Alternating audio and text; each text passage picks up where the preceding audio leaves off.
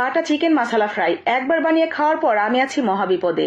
এখন বাসায় যখনই চিকেন রান্না করা হয় তখনই কয়েক পিস সরিয়ে আমার পিছনে ঘুরঘুর করবে, আম্মু প্লিজ এটা করে দাও না, অনেক ভালো লাগে খেতে, অল্প একটু হলেও করে দাও। আজকেও হয়েছে ঠিক ওরকম। কয়েক পিস মাংস বের করেছিলাম আমি এমনিতেই তরকারি রান্না করার জন্য। ওরা সেখান থেকে কয়েক পিস সরিয়ে এরপরে শুরু করেছে ঘ্যান ঘ্যান আর প্যান প্যান। আম্মু এটা বানিয়ে দাও, আম্মু এটা বানিয়ে দাও। এটা খেতে ভীষণ মজার, গরম ভাত খিচুড়ি সবকিছুতেই এমনিতেও ভালো লাগে। কি আর করার, বাচ্চাদের বায়না বলে কথা।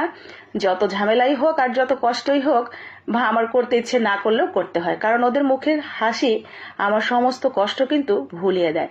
তো এইটা খেতে এত বেশি ভালো লাগে। আমি আজকে মুরগি রান্না করার জন্য যেভাবে পিস পিস করে কেটেছিলাম, যার কারণে এগুলো একটু ছোট ছোট। তো আমি সেই ছোট ছোট মাংসগুলোকে সুন্দর করে পাটার মধ্যে নিয়ে একটু ছেঁচা দিয়ে নিলাম। ভেতরে যে হাড়টা থাকে সেই হাড়টা পর্যন্ত কিন্তু একটু ছেঁচা দিয়ে বাড়ি দিয়ে ভেঙে